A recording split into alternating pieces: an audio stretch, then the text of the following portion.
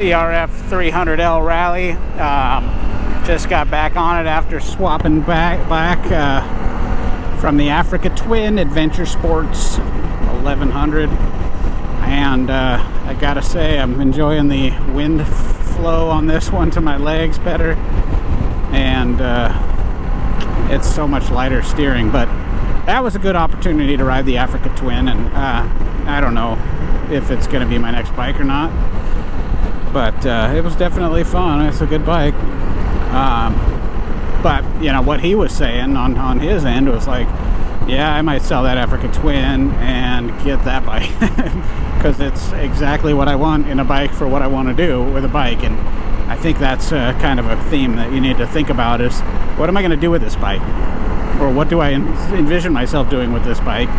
And he wanted to do bike packing, ultra light, you know, camping setup, bike packing.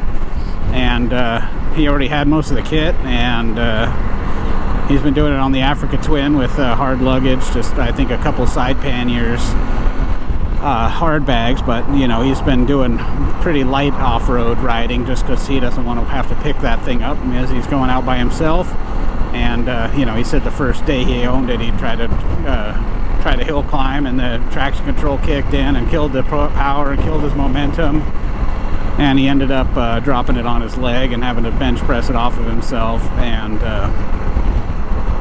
you know, but he did have 8,000 miles on it since April, so he did one long highway ride on it, wore out the back tire, and now he's ready for something that matches what he wants to do with the vehicle more. And I think you know, that's great. You know, he has a little siphon set up for getting gas out of his tank for his camp stove, and you know, he cooks cowboy steaks over the open fire and just has a good old time camping, and wants to use the bike to get him to more remote places where he can ride off of the trail a little bit and find a clearing and not be right along the road, and if there is a grade, not chew up the trail, just be able to do a little no trace camping and get back in there places where bigger machines can't get, either because of their size and weight or their capabilities, or because of rider talent, which, you know, for me is, I'm sure a Africa Twin could go anywhere in the world. I've seen Tony Bow ride one or whatever, but am I Tony Bow? So anyway, just some thoughts. Getting back on this bike is it's a great bike.